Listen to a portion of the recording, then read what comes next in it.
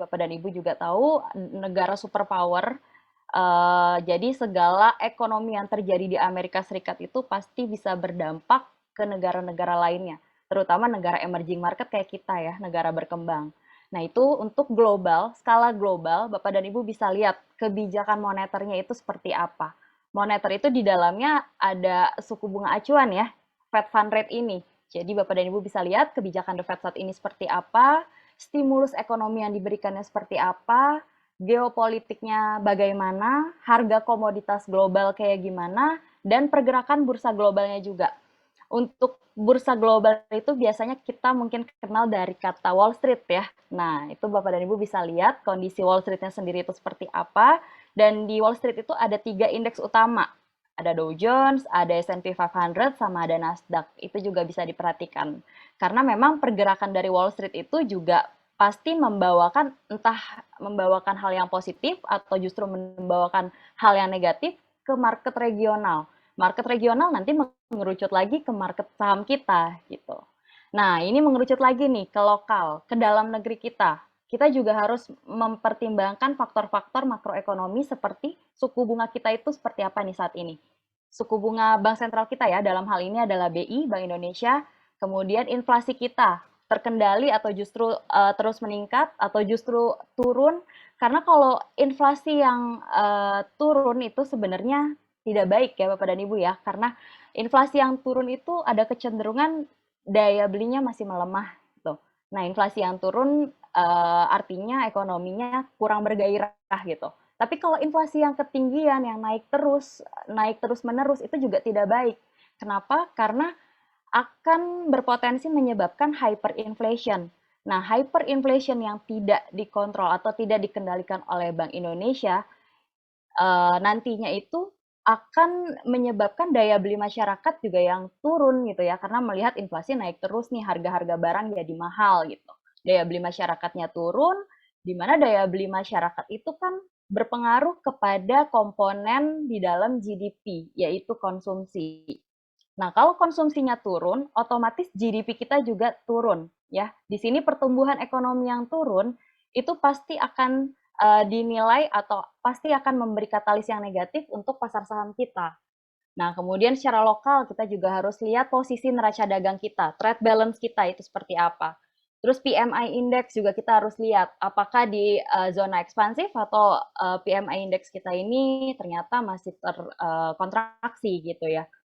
Nah, kemudian sektor dan industrinya juga ya. Di sini Bapak dan Ibu bisa lihat, bisa analisa kira-kira sektor ini peluangnya di masa depan seperti apa nih.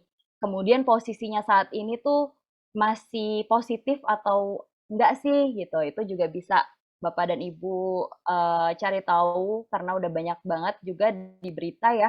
Jadi Bapak dan Ibu juga bisa baca.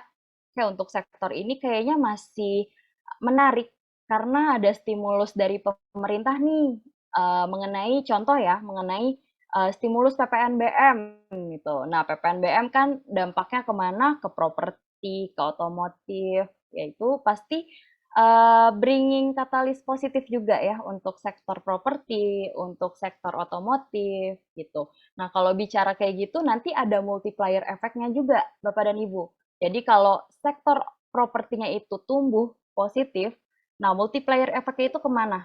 Ke sektor emiten-emiten lainnya, ke semen, ke konstruksi gitu. Jadi memang kita harus bisa lebih jeli ya untuk memperhatikan kira-kira potensi dari sektor dan industrinya seperti apa.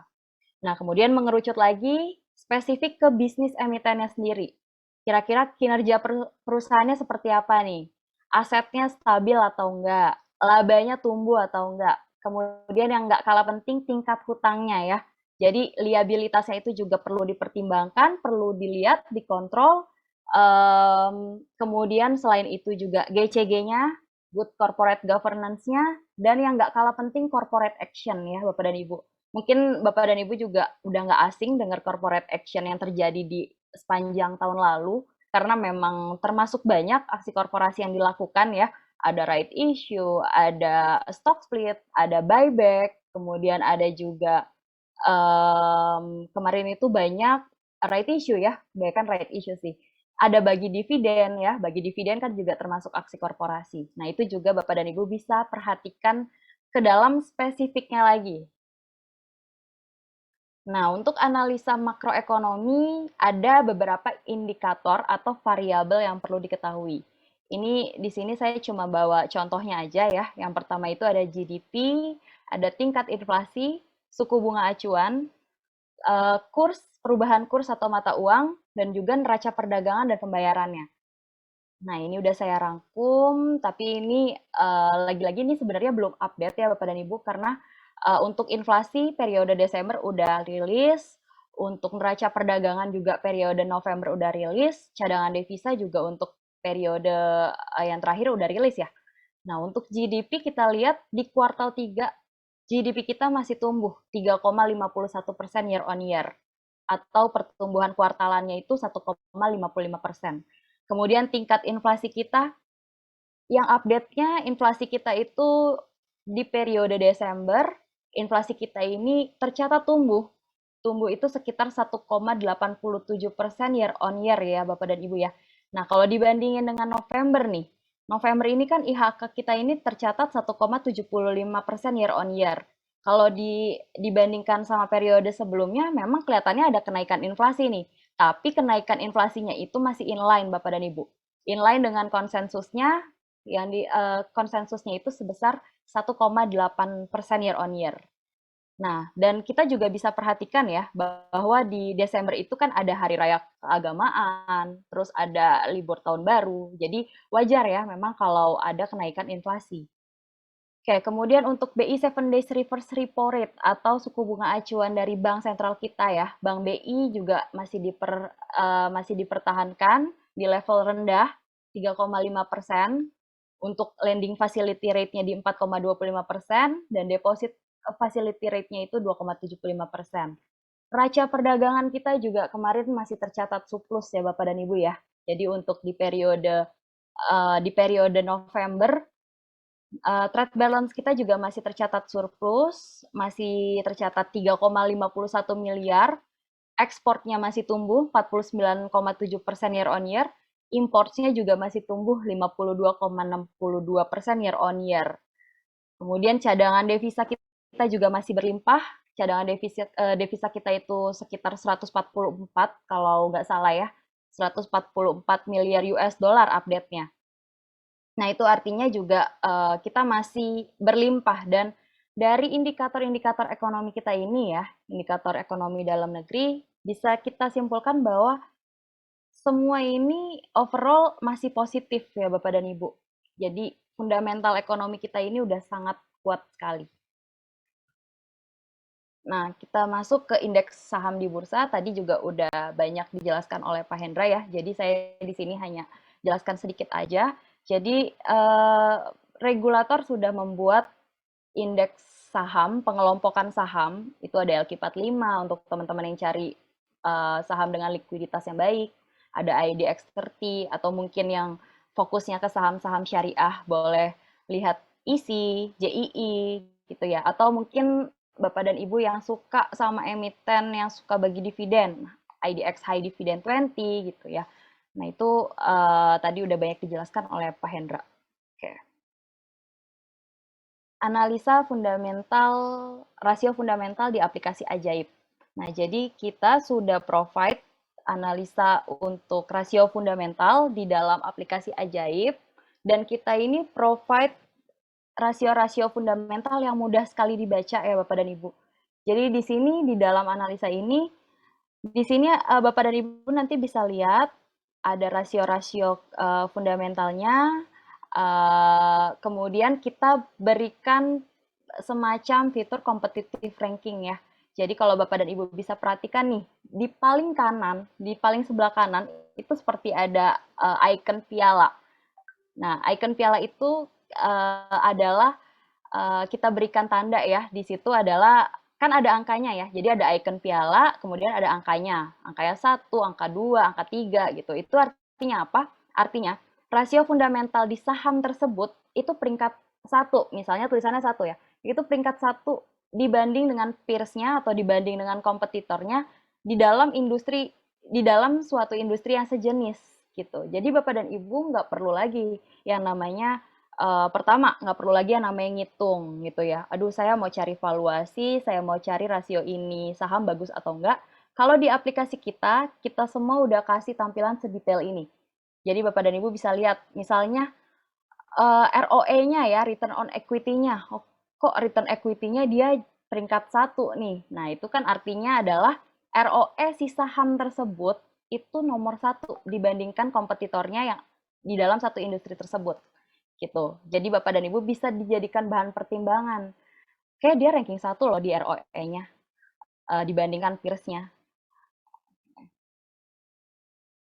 Nah, ini ada tips juga mungkin dari saya tipsnya bagaimana sih mencari perusahaan terbaik dari kinerja keuangannya ya Bapak dan Ibu ya. Nah, Bapak dan Ibu bisa lihat pertama lihat di laporan keuangan bagian neraca. Apakah perusahaan itu memiliki kekayaan yang cukup? Boleh dilihat apakah asetnya selama minimal 3 tahun terakhir. Minimal 3 tahun terakhir itu apakah asetnya stabil atau bahkan berkurang atau bahkan bertambah gitu ya. Perhatikan juga modalnya. Modalnya itu kira-kira ada kenaikan atau enggak selama ya minimal 3 tahun terakhir. Nah, kemudian yang enggak kalah pentingnya itu adalah current rasionya ya. Current rasio ini adalah rasio yang digunakan untuk kita bisa melihat emiten tersebut bagaimana kemampuannya untuk membayar kewajiban jangka pendeknya. Tuh, jadi current rasio yang baik adalah current rasio yang lebih dari 1, Bapak dan Ibu. Nah, terus boleh juga pertimbangkan dari sisi DER-nya, debt to equity ratio-nya. DER adalah debt to equity ya, berarti tingkat hutang terhadap equity-nya, terhadap modalnya. Nah, rasionya itu seperti apa? DER yang baik itu adalah DER yang kurang dari 1 atau kurang dari 100%. Jadi semakin kecil DER-nya, semakin sehat itu perusahaan. Kenapa? Karena kemampuan perusahaan itu membayar utang jangka panjangnya itu semakin baik. Nah, khusus perbankan, karena kalau perbankan itu kan dia ini kan justru dari kredit ya, bisnisnya itu adalah memberikan kredit, memberikan pinjaman. Jadi yang baik itu adalah khusus perbankan, dia punya rasio kecukupan modalnya atau capital adequacy ratio-nya itu lebih dari 8%. Nah, 8% ini angka dari mana sih? 8% ini angka dari BI ya, Bapak dan Ibu ya. Jadi Bank Indonesia itu punya kebijakan bahwa bank dikatakan sehat jika bank memiliki CAR di atas 8%. Semakin besar CAR-nya, semakin sehat itu bank. Oke, kemudian boleh lihat di laporan laba ruginya. Kira-kira EPS-nya, earning per share-nya, itu naik atau enggak? Minimal 3 tahun terakhir. Kemudian labanya. Labanya juga kira-kira seperti apa? Apakah ini perusahaan yang mampu menghasilkan laba yang konsisten, terus tumbuh, atau tidak gitu ya? Atau bahkan yang mungkin bisa kita katakan saham turnaround ya Bapak dan Ibu ya. Saham turnaround itu apa? Saham turnaround itu saham yang mampu membalikan kinerjanya dari sebelumnya rugi bersih jadi laba bersih. Nah, itu saham yang turnaround. Biasa itu juga dapat penilaian positif. Jadi kalau Bapak dan Ibu bisa lihat, waduh kenapa ya ini saham kok tadinya nggak terlalu happening nih, tadinya nggak terlalu hits nih, tapi tiba-tiba banyak yang optimis ke saham itu. Nah, lihat tuh kinerjanya, apa ini saham yang turn around atau enggak gitu ya. Karena kalau kita lihat ya, sebenarnya tuh banyak nih Bapak dan Ibu saham-saham yang turn around. Kemarin di 2020 kita eh, kita ini dalam posisi yang sangat prihatin ya Bapak dan Ibu ya. Kita mengalami pandemi bulan Maret khususnya kita COVID-19 yang terjadi di Cina, di Wuhan, nggak ada yang tahu ya, nggak ada yang sangka juga ternyata bisa sampai ke Indonesia di bulan Maret 2020, sehingga pasar saham kita turun, emiten-emiten juga semuanya juga pada turun, bisnis juga saat itu lockdown di mana-mana, sehingga banyak bisnis atau banyak usaha-usaha tutup, jadi emitennya turun ya, atau kinerja emiten turun. Nah, di 2021 udah mulai recovery di 2021 udah mulai pulih sehingga banyak nih saham-saham yang mampu mengembalikan kinerja dari kerugian bersih menjadi laba bersih. Terus boleh lihat juga penjualannya. Penjualannya itu ada kenaikan atau enggak? Minimal 3 tahun terakhir. Khusus bank, Bapak dan Ibu bisa perhatikan NPL-nya ya. NPL-nya itu seperti apa? NPL-nya itu terjaga atau enggak. Nah, NPL yang baik itu juga sebenarnya ada standarisasinya ya. Jadi kalau NPL itu kriteria NPL yang ideal dari Bank Indonesia itu sekitar 5% Bapak dan Ibu. Kalau NPL-nya kecil, itu artinya semakin baik. Kenapa? Karena ibaratnya tingkat kredit macetnya itu kecil, sedikit gitu. Jadi semakin kecil semakin baik. NPL yang semakin besar semakin tidak baik. Oke, memiliki kas yang cukup. Boleh lihat laporan arus kasnya. Arus kasnya itu positif atau enggak? Dia punya kas besar atau enggak? Kenapa sih harus punya kas yang besar? Karena gini, Bapak dan Ibu, ketika perusahaan itu memiliki kas yang besar, maka kemungkinan perusahaan itu untuk berhutang apabila dia ingin melakukan ekspansi bisnis itu sangat kecil.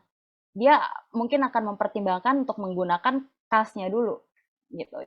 Jadi boleh dilihat juga arus kasnya seperti apa, punya kas besar atau tidak. Nah, kemudian yang nggak kalah penting juga bonus ya. Ini emiten ini loyal atau enggak kepada para investornya, rutin membagikan dividen atau enggak. Boleh dilihat emiten-emiten yang rutin membagikan dividen ada di indeks IDX High Dividend 20 ya, Bapak dan Ibu ya. Oke, tips menggunakan analisis fundamental agar maksimal. Nah, ini tips dari saya. Yang pertama, Bapak dan Ibu juga tentu harus tahu tujuan investasi. Dengan Bapak dan Ibu tahu tujuan investasi, maka Bapak dan Ibu juga dengan mudah menentukan time frame investasinya nih.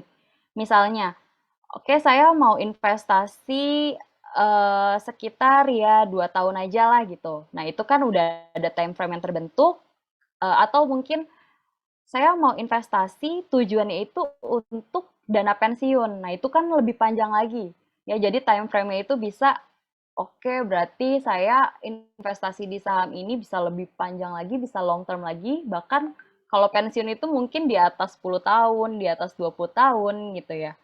Itu pertama menetapkan time frame terlebih dahulu dan ini juga mandatori ya, ini penting sekali. Tujuan investasi sebaiknya sudah kita ketahui sejak awal. Oke. Kemudian kedua, analisis fundamental merupakan analisis data yang terjadi dari kinerja di masa lampau.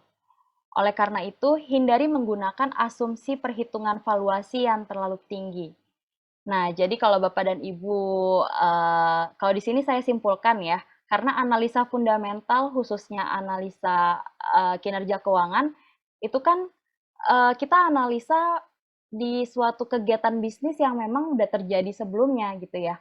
Udah terjadi sebelumnya, udah di masa lampau. Nah, untuk menghindari kita yang terlalu optimis dengan saham ini, ya gunakan asumsi atau prediksi perhitungan valuasi yang jangan terlalu tinggi.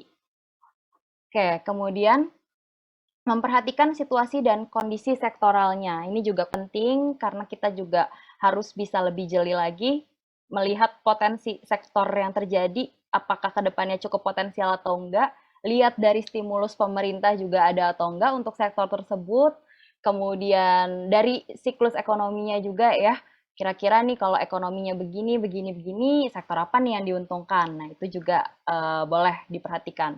Nah, kemudian memperhatikan model bisnis emitennya. Nah, ini juga nggak kalah penting, karena kalau Bapak dan Ibu invest di suatu emiten yang Bapak dan Ibu aja nggak kenal ini bisnisnya seperti apa, ya gimana mau percaya gitu ya. Gimana mau di hold jangka panjang. Nah, kemudian perhatikan perusahaan berdasarkan karakter sektoralnya. Nah, karakter sektoral itu maksudnya apa sih? Karakter sektoral itu contoh, misalnya ada berita saham kol, oke sorry, harga kol secara global lagi naik nih, harga batu bara secara global lagi naik. Nah, karakter dari sektoralnya itu biasanya merespon positif terhadap berita tersebut. Sektor apa sih? Sektor energi. Ya, jadi kalau ada berita kol lagi naik nih global gitu, ya boleh lihat karena biasanya karakternya itu mengikuti gitu. Nah, call-nya naik, tentu yang dilihat apalagi emiten-emiten yang bergerak di bisnis itu. Misalnya call-nya naik, ya cari emiten-emiten call, emiten-emiten batu bara, atau misalnya yang naik harga CPO. Ya cari emiten-emiten yang bisnisnya CPO, yang naik harga minyak, cari emiten-emiten yang minyak gitu. Atau mungkin Bapak dan Ibu dengar, waduh lagi COVID-19 nih, biasanya pandemi kayak gini apa yang diuntungkan? Emiten apa yang diuntungkan? Misalnya rumah sakit, karena kan pengunjung rumah sakit jauh lebih banyak gitu ya. Dan emiten-emiten retail, emiten-emiten yang sikapnya itu sifatnya itu kayaknya nggak terlalu primary ya, nggak terlalu primer, kayaknya itu akan terkoreksi deh. Nah, jadi Bapak dan Ibu juga harus cukup jeli memperhatikan perusahaan dari karakter sektoralnya. Oke, kita di dalam aplikasi Ajaib punya fitur tips. Kita di sini ada lengkap banget artikel-artikel yang mengedukasi. Jadi Bapak dan Ibu bisa coba ya nanti dibuka fitur tips. Apalagi kalau Bapak dan Ibu mau upgrade knowledge lagi, kira-kira misalnya, aduh saya belum ngerti lagi istilah-istilah ini, ya boleh dibaca di fitur tips. Kalau misalnya nggak suka baca, kita juga ada tampilan video, ya boleh dicari tahu nanti. Oke, di sini mungkin saya akan menyinggung analisa teknikal, tapi nggak terlalu deep ya Bapak dan Ibu ya, karena kalau deep banget nanti waktunya kurang. Mungkin di next sesi saya dengan senang hati menjelaskan analisa teknikal seperti apa. Gitu. Di sini oke, analisa teknikal itu pertama, analisa yang berhubungan dengan grafik harga gitu, kemudian di dalamnya ada volume, dan yang kedua ada tren. Dan tentu ada indikator ya. Indikator ini indikator yang digunakan untuk ibaratnya membantulah, indikator tambahan untuk kita bisa membantu sinyal-sinyal yang diberikan. Yang pertama itu ada grafik harga dan volume. Jadi kalau Bapak dan Ibu tahu ada 3 model grafik harga ya. Ada bar chart, ada line chart, ada candlestick chart. Nah, kalau bar yang biasa ya, yang bar itu yang kayak lurus-lurus gitu ya. Kemudian line itu garis biasa. Nah, candlestick nih mungkin yang nggak asing. Candlestick itu kenapa namanya candle? Karena memang bentuknya seperti lilin ya. Ada shadow-nya, ada body-nya, body candle-nya gitu. Jadi dibilang itu adalah candlestick chart. Nah, untuk yang kedua, di dalam analisa teknikal ada tren dan juga ada indikator. Yang umumnya digunakan adalah yang pertama, support dan resistance dinamis. Dinamis ini bisa dibentuk pakai trend line, pakai horizontal line, dan lain-lain ya. Pokoknya dinamis ini bisa dibentuk. Oke, kemudian ada moving average. Moving average ini adalah indikator yang bisa digunakan juga Bapak dan Ibu untuk menganalisa teknikal.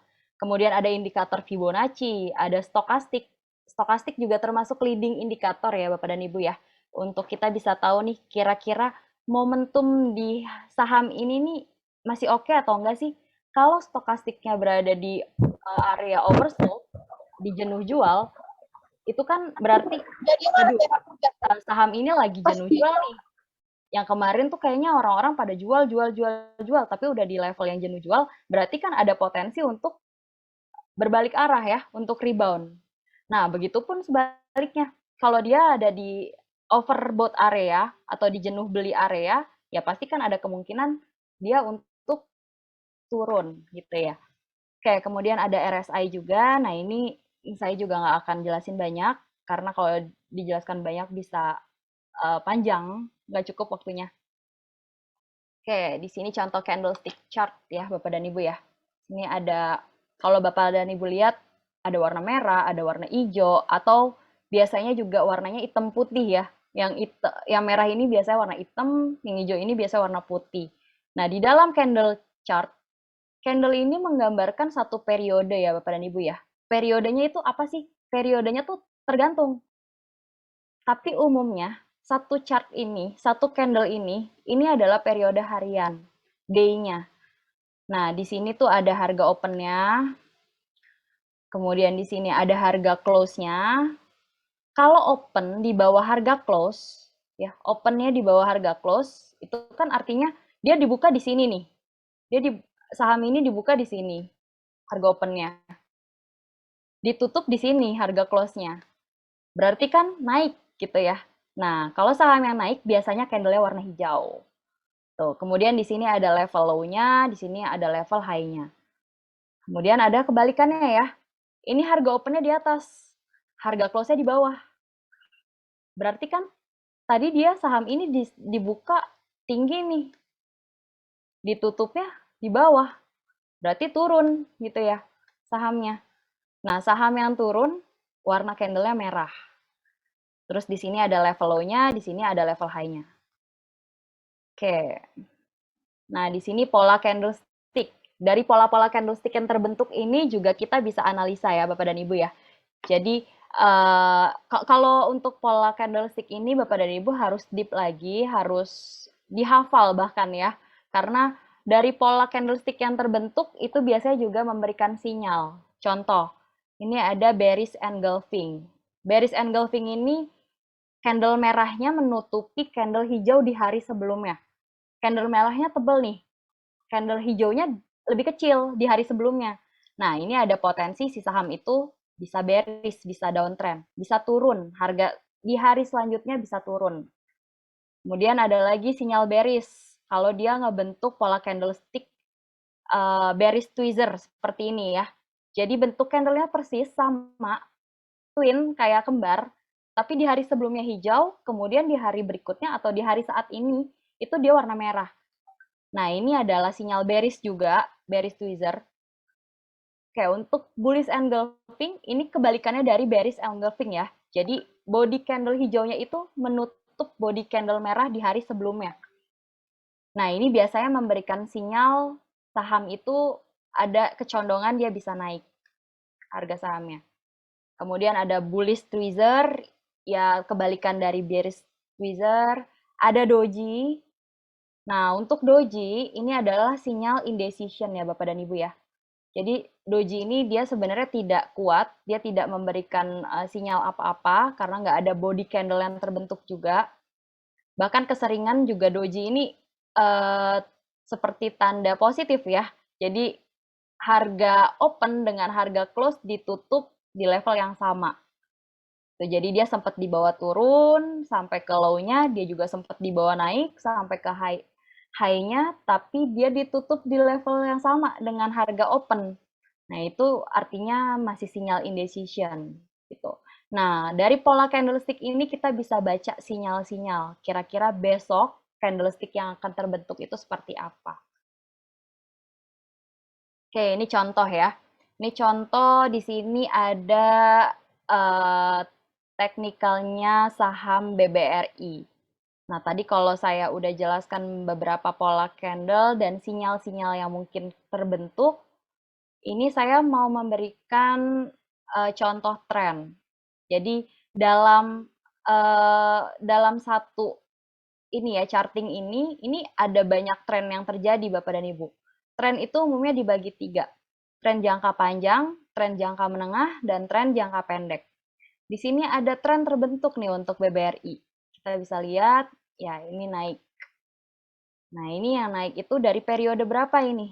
Ini dari sebelum Oktober ya sampai ya sekitar pertengahan Oktober. Berarti trennya BBRI di jangka pendeknya itu uptrend. Tapi setelah di pertengahan Oktober, dia kok kecenderungannya turun gitu. Jadi BBRI ini sempat uptrend, kemudian muncul pola candle ini Black Marubozu ya. Black Marubozu ini adalah sinyal bearish, cenderungannya turun, downtrend. Nah, di sini ada candle di sini ada tren kecil juga yang terbentuk ya. Ini berarti tren jangka pendeknya, nah dia mencoba untuk konsolidasi. Mencoba untuk bergerak sideways. Kenapa? Karena dia masih di level bawahnya, belum menembus ke bawah ini. Jadi kita bisa katakan BBRI bergerak konsolidasi. Sebelumnya dia di uptrend, tapi saat ini dia bergerak sideways. Gitu. Itu untuk membaca tren ya Bapak dan Ibu ya. Nah, saham yang baik itu gimana sih? Pertanyaannya mungkin gini, kita beli saham ketika uptrend atau ketika downtrend gitu ya. Nah, kalau saya bisa sarankan ke Bapak dan Ibu, belilah saham saham yang kecenderungannya uptrend. Kenapa? Karena harga saham itu kan bergerak fluktuatif ya. Jadi kalau kita ada di dalam tren yang naik, ya optimis tren itu bisa harga sahamnya masih bisa tinggi lagi gitu. Kalau kita beli saham di saham yang lagi downtrend, itu ada kecenderungan sahamnya bisa semakin dalam lagi gitu. Jadi Bapak dan Ibu bisa lihat major trennya, tren secara keseluruhan, walaupun fluktuatif, ini saham tuh lagi di downtrend atau di uptrendnya. Sebaiknya cari-cari saham, kalau mau aman, cari saham-saham yang uptrend. Kalau saham yang downtrend, ibaratnya pisau jatuh terus kita tangkep gitu. Jadi kan udah sakit kena pisau berdarah gitu ya. Jadi untuk Bapak dan Ibu mungkin tipsnya hindari saham-saham yang sedang downtrend. Nah, kalau saham-saham yang sideways enaknya diapain nih Kak? Kalau saham-saham yang sideways ya wait and see aja. Kenapa? Karena kan dia biasanya bergerak ya dalam rentang-rentang harga tertentu aja. Nah, di situ kan ada supportnya, support kuatnya di kira-kira di berapa, resistance-nya juga biasanya di berapa gitu. Nah, kalau untuk saham sideways, Bapak dan Ibu wait and see dulu, ini udah di level supportnya atau enggak nih? Lihat dulu, ada konfirmasi sinyal atau enggak. Konfirmasi sinyal itu maksudnya apa? Konfirmasi sinyal itu Bapak dan Ibu nggak hanya analisa pola candle-nya aja, nggak hanya analisa trennya aja, tapi lihat dari sisi volumenya. Ya, volume itu di sini nih, ini volume. Nah, di sini volumenya itu dia masih tebal atau enggak? Tebal itu kita bisa katakan tebal itu seperti ini ya, Bapak dan Ibu. Nih volumenya itu tebal gitu. Nah, ini kecenderungannya volumenya masih ada, tapi tidak setebal di bulan-bulan ini sekitar Oktober lah ya, kalau untuk BBRI ini. Nah, sinyal konfirmasi itu biasanya diberikan dari volume yang naik juga. Jadi, Bapak dan Ibu boleh pertimbangin juga, oke, volumenya menguat nih dibanding hari sebelumnya. Nah, itu sinyal juga untuk konfirmasi dia bisa naik. Oke, ini ada azan, mungkin kita break dulu sambil menunggu azan.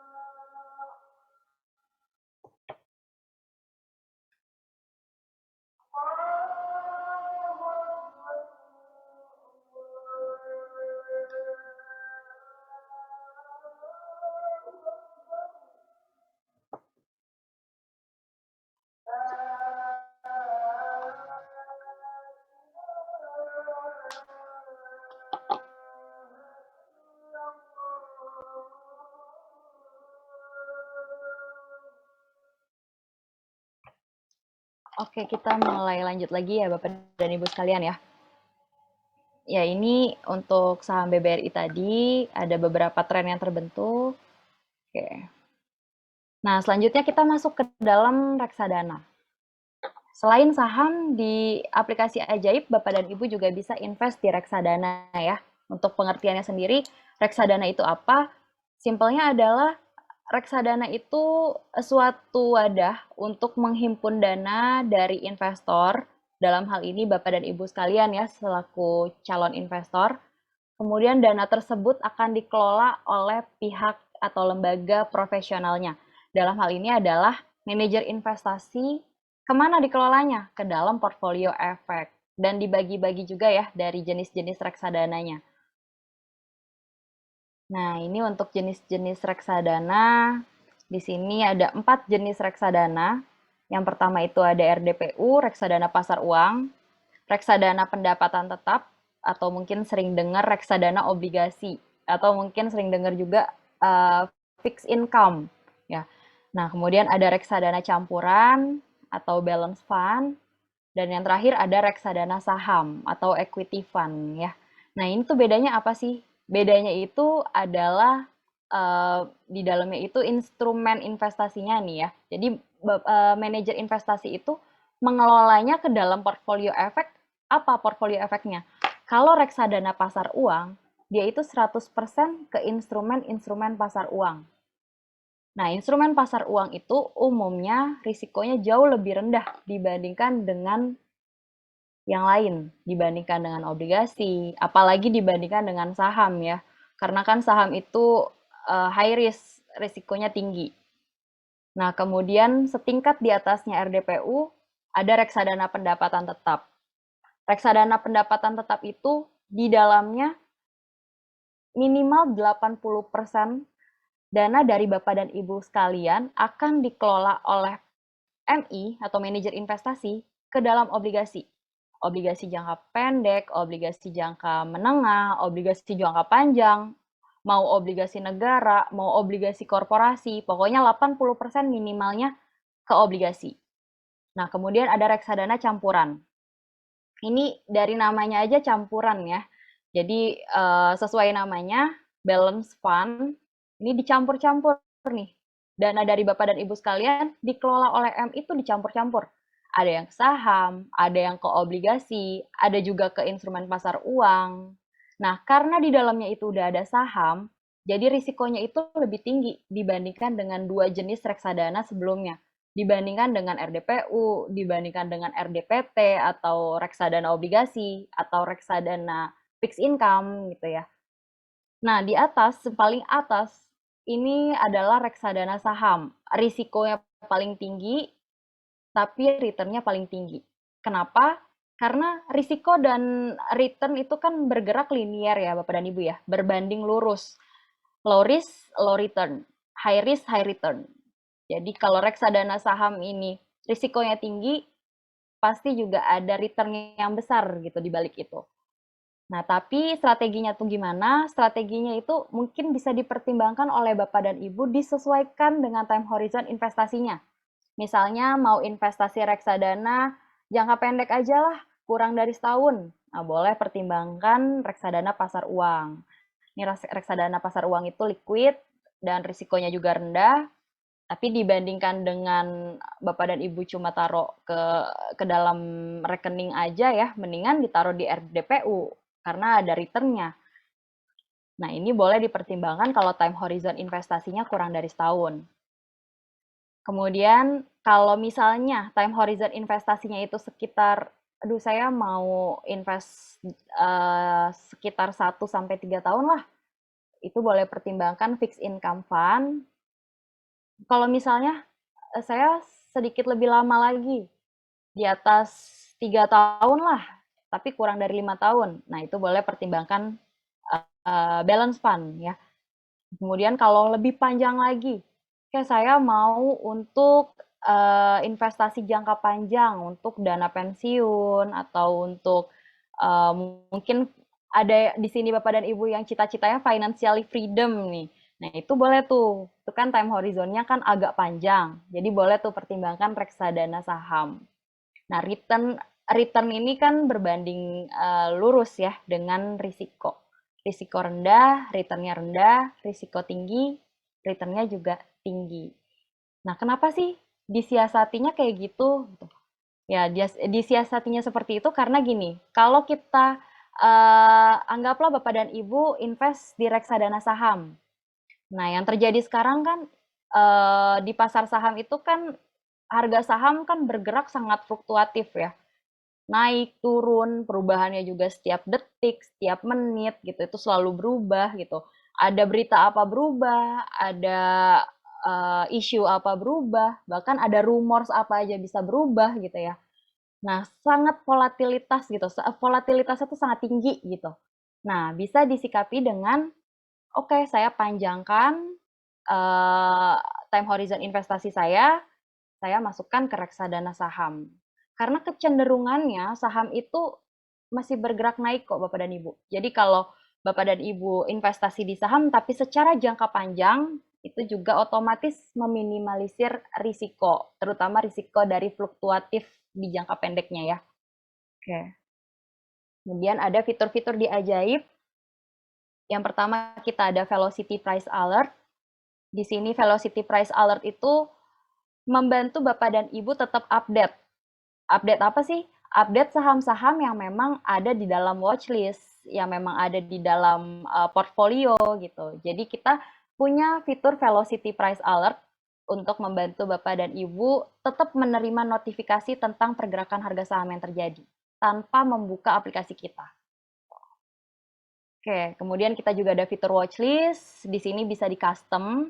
Jadi kalau Bapak dan Ibu misalnya punya watchlist, duh saya minggu depan optimis sama saham, let's say saham perbankan ya. Oke, saya optimis sama saham-saham perbankan nih. Saya ada beberapa saham bank yang mau saya kontrol gitu. Nah, boleh tuh di custom watchlist sahamnya dari hari ini, karena kan hari ini hari terakhir perdagangan ya di minggu ini untuk nanti strategi di minggu depan seperti apa, di custom aja di watchlist kita ada fitur ini. Nah, ini saham-sahamnya bebas. Boleh BCA, kemudian ada BBRI, atau misalnya mungkin BNBA, BBYB, Arto, dan sebagainya ya. Itu bisa di custom sesuai kebutuhan Bapak dan Ibu. Kita juga ada fitur komunitas. Di dalam fitur komunitas ini kita ada fitur chat. Jadi Bapak dan Ibu sesama nasabah ajaib nanti bisa saling sharing di situ. Bisa saling berbagi pengetahuan, berbagi informasi gitu ya. Bisa digunakan fitur komunitas. Nah, ini terakhir kita punya beberapa halaman sosial media. Kita ada Instagram, kita aktif banget di Instagram. Instagram kita di ajaib_investasi. Nanti Bapak dan Ibu pilih yang checklist biru ya, karena kita udah verified dan banyak akun-akun yang mengatasnamakan ajaib, tapi pilihlah yang verified ya Bapak dan Ibu ya. Kemudian ada Twitter, ada Facebook, dan juga ada YouTube. Di YouTube juga kita banyak video-video tutorial penggunaan aplikasi kita, jadi silakan nanti Bapak dan Ibu bisa subscribe dan juga bisa follow Instagram, Twitter, dan Facebook kami ya. Oke. Terima kasih, sekian dari saya. Ya, terima kasih banyak nih Mbak Cisti atas pemaparannya ya, yang pastinya bakal berguna banget untuk teman-teman peserta yang ada di sini. Nah, mungkin kayak kita langsung aja ke sesi pertanyaan, karena ini lumayan banyak juga nih yang udah masuk. Tapi teman-teman mohon maaf untuk pertanyaannya sepertinya nggak bisa